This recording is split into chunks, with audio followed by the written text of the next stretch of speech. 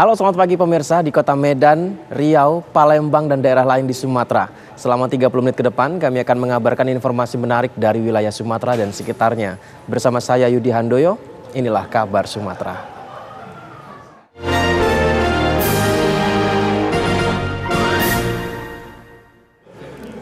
Sebuah mobil dinas milik Sekretariat DPRD Provinsi Jambi yang mengalami kecelakaan tunggal menggemparkan kota Jambi. Pasalnya usai tabrakan terjadi, seorang perempuan tanpa busana keluar mobil dan lari menuju ke arah Rumah Sakit Siloam. Iya, di depan Rumkit Siloam. Sebuah mobil sedan dengan plat nomor berwarna merah milik Sekretariat DPRD Provinsi Jambi mengalami kecelakaan tunggal di Jalan Soekarno-Hatta, Kota Jambi, tepat di depan Rumah Sakit Siloam pada Kamis malam 2 Februari lalu. Mobil dinas Toyota Camry bernomor plat polisi BH1842Z tersebut melaju dengan kecepatan tinggi dan kemudian hilang kendali hingga menabrak tiang reklame dan sebuah mobil lainnya. Yang mengejutkan, usai tabrakan terjadi, seorang gadis remaja tanpa busana lari keluar dari mobil menuju ke arah Rumah Sakit Siloam yang berada dekat dari lokasi kecelakaan. Tidak hanya itu, kejutan lainnya pun muncul setelah diketahui bahwa pengemudi sedan Toyota Camry berplat merah yang keluar dari mobil tersebut adalah seorang remaja laki-laki berusia 17 tahun berstatus pelajar. Menurut saksi, ada seorang laki-laki lain yang belum diketahui identitasnya di dalam mobil. Ada berapa orang, Bu? 3 orang lah. Oh, 3 orang. 2 cewek, 1 cowok, itu gimana? 1 cewek, 2 cowok, 1 supir, yang laki-laki 1 di belakang. Informasi kondisi si cewek itu juga tanpa busana di bawah, Bu, ya? Dia telanjang bulat. Bahkan selendang aku mau dipinjam untuk nutupin. Dari yang gue lihat itu remaja atau gimana, Bu? Yang di dalam mobil? Kalau supirnya iya masih remaja ya? Remaja. Tahun 2005, kelahiran 2005. Tapi untuk si cewek memang hanya di bawahnya aja yang terbuka, di atas enggak, Bu, ya? Semua lah. Oh, dari dalam mobil memang sudah tanpa busana, Bu, ya? Iya. Oh iya, Bu, ya. Plat merah ya? Kini pihak kepolisian Resor Kota Jambi, unit Laka Lantas sedang mendalami peristiwa ini dan akan meminta keterangan para saksi dan pengemudi serta penumpang yang berada di mobil sedan berplat merah tersebut. Itu nanti mau kita pertanyakan karena masih dalam kondisi luka-luka, jadi kami belum sempat mengambil keterangan. Oh gitu. Cuman yang dari informasi dari saksi, mobil itu kencang. Ada rasa ketakutan atau dikejar orang ya? Nah itu mau kami dalami juga. Oh gitu. Kondisinya mabuk atau gimana? Atau ditemukan? Tidak sejauh ini enggak. Enggak ada. Dari informasi yang beredar, mobil dinas Sekretariat DPRD Provinsi Jambi yang naas terlibat kecelakaan tunggal tersebut sedang dipinjam oleh seorang staf sekretariat.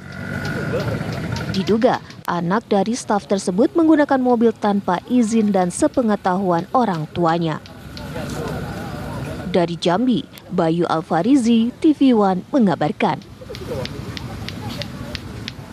Gunung api Kerinci di Jambi kembali mengalami erupsi pada Sabtu pagi. Akibatnya 13 desa di Kecamatan Gunung Tujuh, Kabupaten Kerinci diguyur hujan abu.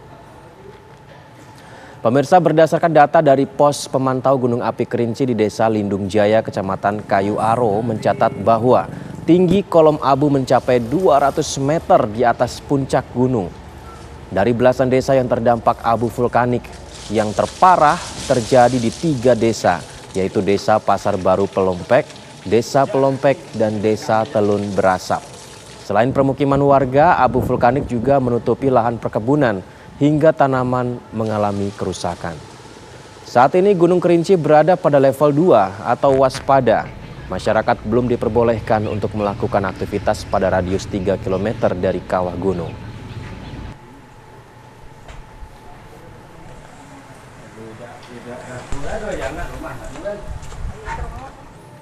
Judi online jaringan internasional diungkap Polda Kepri. 3 orang ditetapkan menjadi tersangka.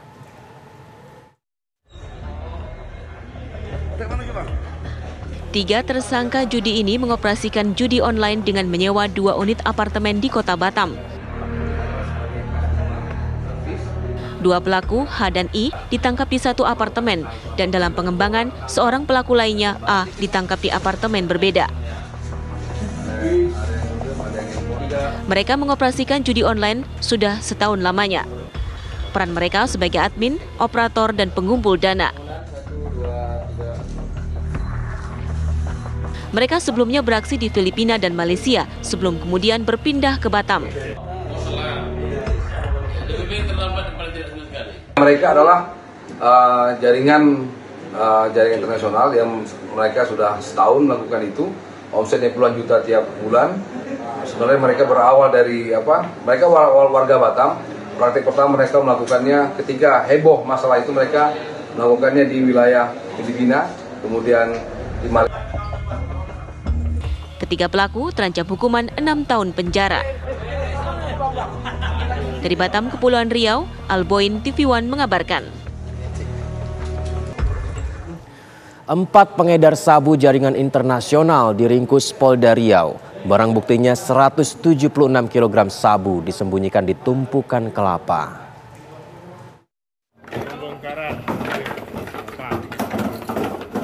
Di balik tumpukan kelapa ini tersembunyi 176 kg sabu. Mobil pengangkut kelapa ini dihentikan di SPBU Jalan Arifin Ahmad, Pekanbaru Riau. Sabu dikirim dari Malaysia.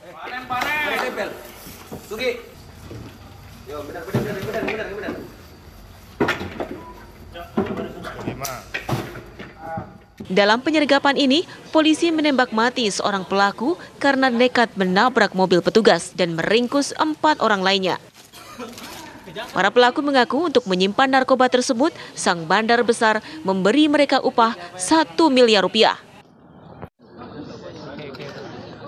Di wilayah Kota Pekanbaru berhasil melakukan penyergapan sekaligus melakukan upaya paksa kepolisian, melakukan penangkapan, dan 1 dari 5 tersangka meninggal dunia dengan barang bukti sabu 276 kg, jaringan internasional, dan beberapa. Polisi kini memburu sang bandar yang identitasnya telah diketahui.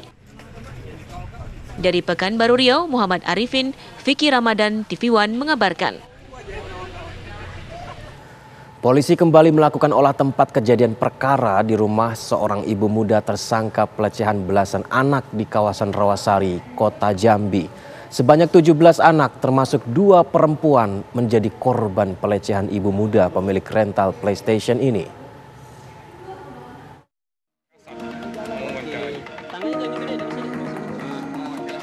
Korban pelecehan ibu muda pemilik rental PlayStation terus bertambah. Dari korban awal 11 anak, penyidik kembali menemukan adanya 6 anak lainnya yang menjadi korban pelaku. Hal ini diungkapkan Dirkrimum Polda Jambi Kombes Pol Andri Ananta saat melakukan olah tempat kejadian perkara atau olah TKP di rumah tersangka pelaku. Tersangka pelaku adalah seorang ibu rumah tangga berusia 25 tahun berinisial YN. Tersangka diketahui menyewakan atau rental PlayStation kepada anak-anak tetangganya yang kemudian menjadi korban pelecehan. Dari hasil penyelidikan, seluruh anak yang menjadi korban termasuk 2 perempuan adalah warga yang tinggal di sekitar rumah korban. Usia para korban bervariasi mulai dari 8 hingga 15 tahun. Dan kami sudah mendapatkan tambahan nama-nama korban yang berjumlah 6 orang dan direncanakan untuk pemeriksaan di minggu depan. Artinya sudah jadi 17 atau gimana Pak? Ya, tambahan 6 ini akan kita lakukan pemeriksaan di minggu depan. Berarti total semua korban yang sudah kami dapatkan nama-namanya sebanyak 17 orang. Tapi pemeriksaannya 6 orang akan dilaksanakan minggu depan. Awalnya kasus pelecehan oleh ibu muda ini terungkap akibat pengakuan dari tersangka sendiri. Tersangka awalnya mengaku dilecehkan oleh anak-anak tetangganya. Namun setelah dikonfrontasi, petugas akhirnya menetapkan ibu muda ini menjadi tersangka dan ditahan di Polda Jambi. Dari Jambi, Bayu Alfarizi, TV One mengabarkan.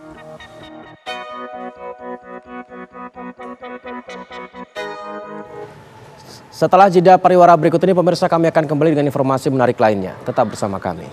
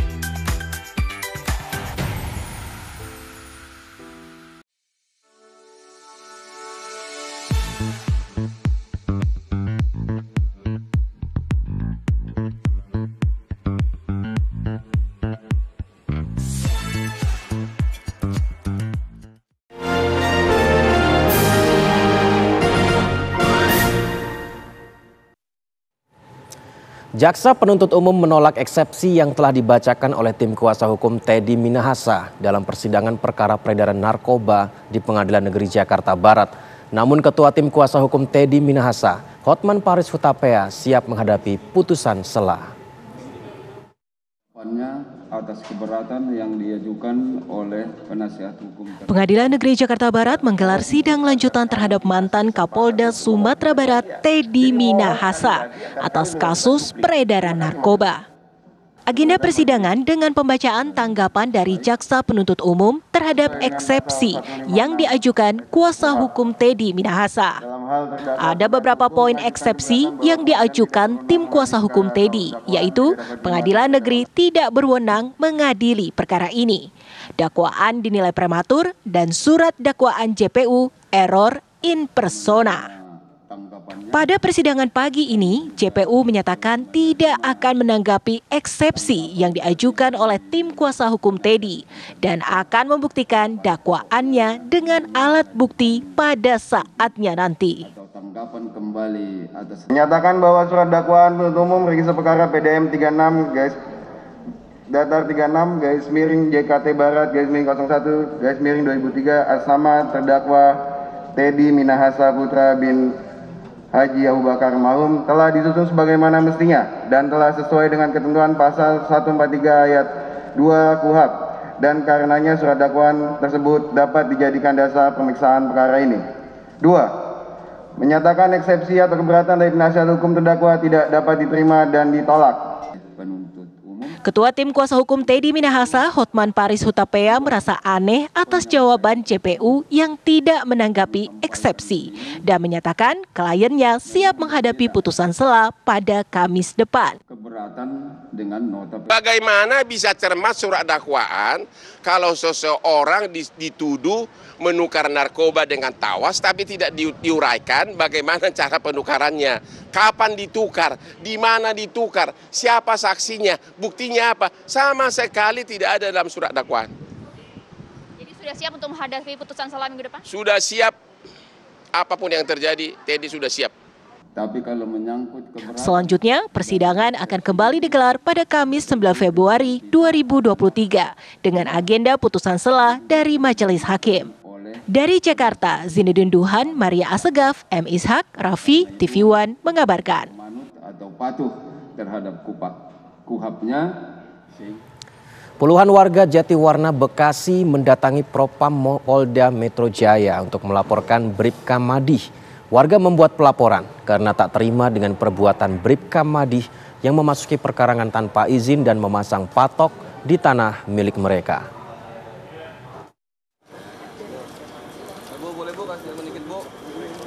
Puluhan warga Jatiwarna Bekasi, Jawa Barat mendatangi Propam Polda Metro Jaya untuk melaporkan Bribka Madih.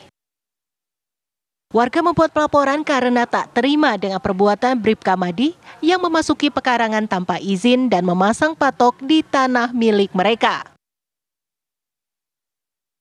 Ini saya mendampingi warga kami yang di RT 04 RW 03 pengaduan kepada Bribka Madih karena telah memasuki pekarangan warga tanpa izin dan memasang patok dan pos di depan rumah warga kami. Salah seorang warga bernama Soraya mengaku ketakutan saat Bribka Madih datang membawa massa untuk memasang patok di depan rumahnya. Saya dari rumah itu kan dari kamar jendela, ada pagar ada fibernya, jadi saya ngeliat dari sekitar situ aja. Ada berapa itu waktu? Sekitar 10 orang ada ya, karena kan ada yang ngegali, membawa bale-bale itu kan besar ya, bale-balenya dari baja ringan, ukurannya juga 2 meter kali. Itu dipatok tepat di depan rumah Ibu? Di depan rumah, memang tidak masuk ke pagar saya, tidak, tapi di depan rumah saya menyatakan tanah ini tanah Bapak Tonge. Berapa meter Bu yang dipatok Bu? Berapa meter tanahnya Bu yang sudah. Oh sudah, ya sudah kalau gitu. Oh, saya kurang tahu. Enggak ada ancaman, Warga menilai tingkah Bribka Madih mengganggu aktivitas warga dan berharap laporan dapat menjadi acuan penindakan kepada anggota Provos Polsek Jatinegara itu. Dari Jakarta, Syahda Youstiza, Dani Martin, TV One mengabarkan.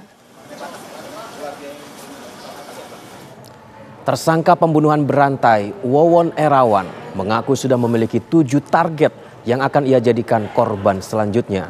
Sementara akibat tergiur dengan iming-iming uang sebesar 500 juta rupiah dari Wawon Erawan alias Aki, membuat Solihin alias Duloh ikut terlibat dalam aksi pembunuhan berantai.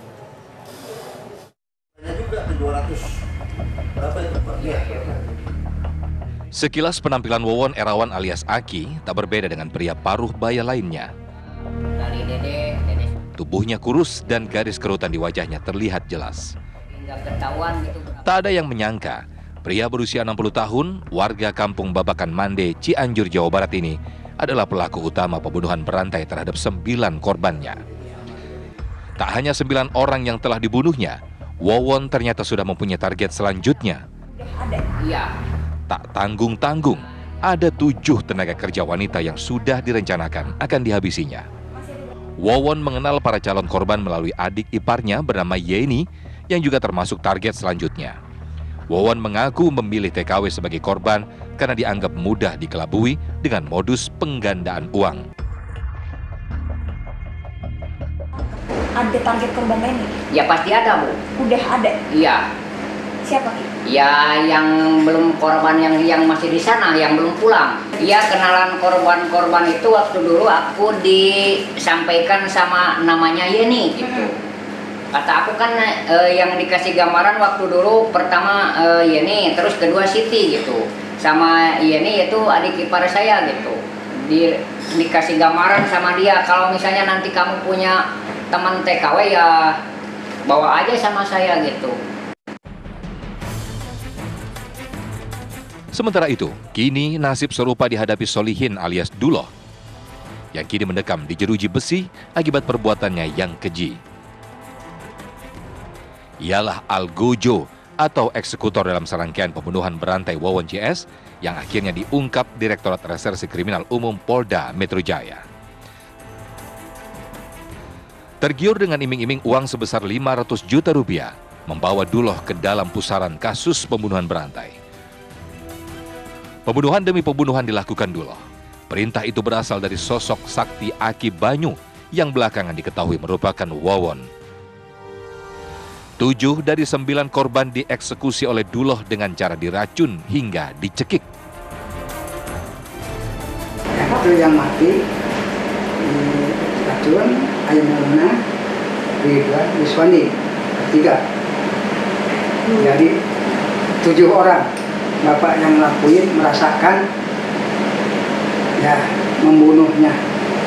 Bapak terima kesalahan Bapak itu cuma 7 orang. Bapak juga merasakan aku ini, tapi ini perasaan disuruh nggak boleh membantah gitu. Nah, Bapak tuh bisa ngebantah? Ya suruhan si Wawon jangan boleh membantah, harus gitu. Cium Wawon atau kumaha? Cium Wawon atau kumaha? Ki Banyu itu, ujung-ujungnya Ki Banyu. Duloh sendiri mengaku sudah kerap menagih uang 500 juta rupiah yang dijanjikan Wawon. Namun otak pembunuhan berantai itu selalu mengelak dengan dalih uang akan diserahkan jika semua pembunuhan yang sudah dirancang selesai dilakukan. Iming-imingnya uang 500 juta katanya udah selesai. Ya udah selesai. Kapan? Bilang Bapak. Akhirnya ketangkap. Sekarang dia keluar ceritaan dia, tapi ternyata itu bohong. Polda Metro Jaya hingga kini terus menyidik kasus pembunuhan berantai dan masih menunggu hasil ekshumasi terhadap jasad para korban. Dari Jakarta, Robin Freddy, TV One mengabarkan.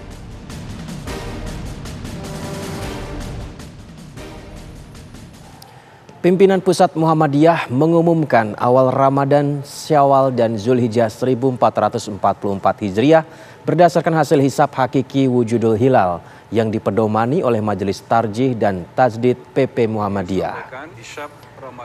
Pemirsa, penetapan awal Ramadan dan Syawal digelar di kantor PP Muhammadiyah Yogyakarta yang dihadiri Ketum PP Muhammadiyah Haidar Nasir, Profesor Syamsul Anwar, dan Sekretaris PP Muhammadiyah Muhammad Sayuti. Dalam maklumatnya, PP Muhammadiyah menetapkan 1 Ramadan 1444 Hijriah jatuh pada hari Kamis, tanggal 23 Maret 2023, dan 1 Syawal jatuh pada hari Jumat, 21 April 2023. Secara agak lengkap maklumat pimpinan. 1. Pada hari Selasa Legi 29 Sya'ban 1444 Hijriah bertepatan dengan 21 Maret 2023 Miladiah, ijtima jelang Ramadan 1444 Hijriah belum terjadi. Ijtima terjadi esok harinya, yaitu Rabu Pahing 30 Sya'ban 1444 Hijriah bertepatan dengan 22 Maret tahun 2023 Miladiah, pukul 00.25.41 waktu Indonesia Barat. Pemerintah berencana mengeluarkan kebijakan baru, yakni menunjukkan kartu tanda penduduk saat pembelian minyak kita. Pedagang maupun pembeli tidak mempermasalahkan selama stok minyak kita tidak langka di pasaran.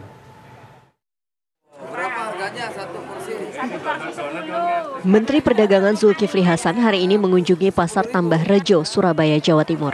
Kunjungan dilakukan untuk memantau langsung ketersediaan dan harga bahan pokok termasuk ketersediaan minyak kita yang belakangan langka di pasaran.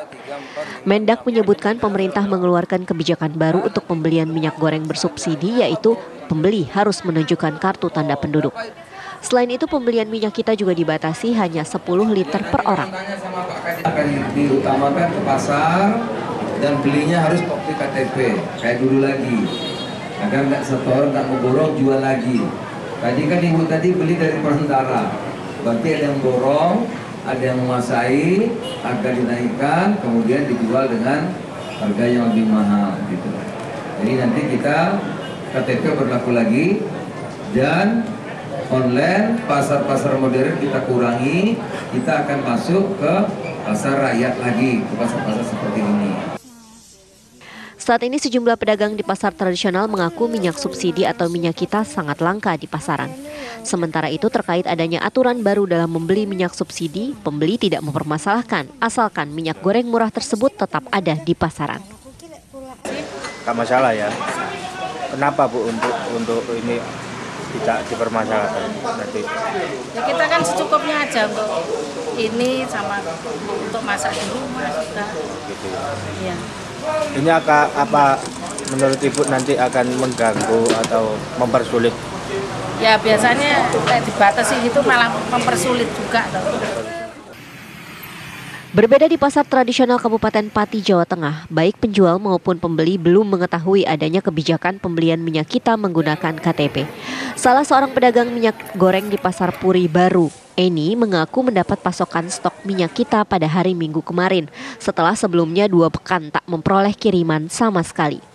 Eni mengaku belum mengetahui aturan baru dari Kementerian Perdagangan sehingga masih melayani pembeli minyak kita tanpa menunjukkan KTP. Mbak, ini kan pemerintah mau memberi wacana kalau minyak kita ini pembeliannya pakai KTP, Mbak.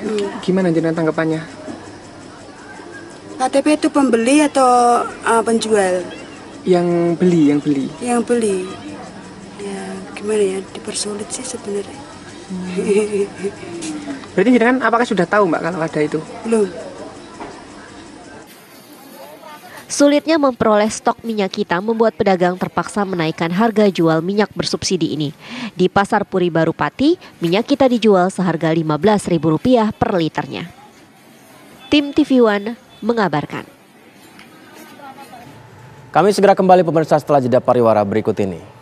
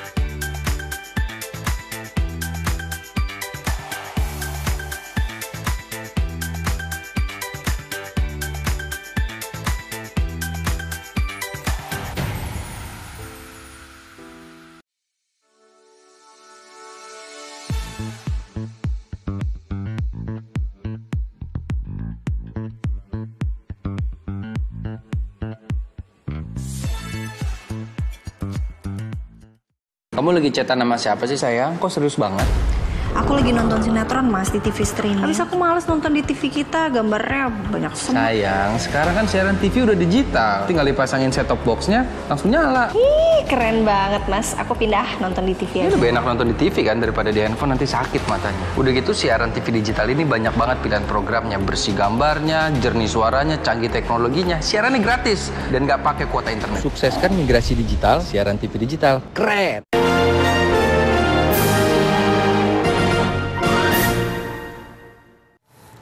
Penyidik Satreskrim Polrestabes Palembang melakukan pemeriksaan 7 orang saksi termasuk perawat D kasus jari bayi terpotong. 7 orang saksi yang diperiksa tersebut terdiri dari keluarga korban, beberapa orang yang mengetahui kejadian, serta dari pihak rumah sakit. Selanjutnya pihak kepolisian akan melakukan gelar perkara kasus ini. Sebelumnya pemirsa, jari bayi manusia, bayi berusia 8 bulan terpotong akibat kelalaian dari oknum perawat Rumah Sakit Muhammadiyah saat mengganti infus.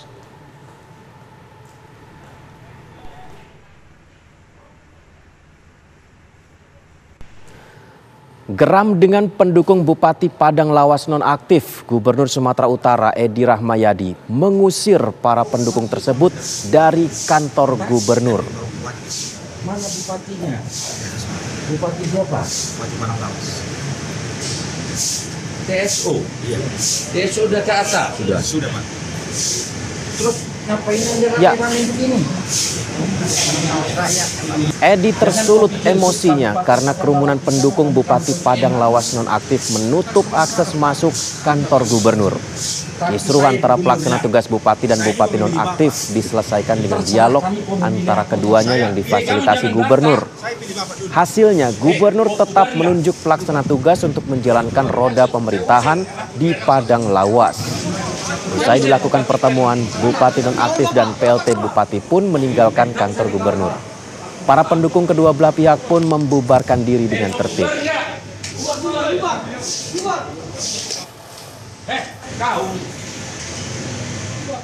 Kabar tadi menjadi penutup jumpa kita. Terima kasih sudah menyaksikan kami. Sampai jumpa.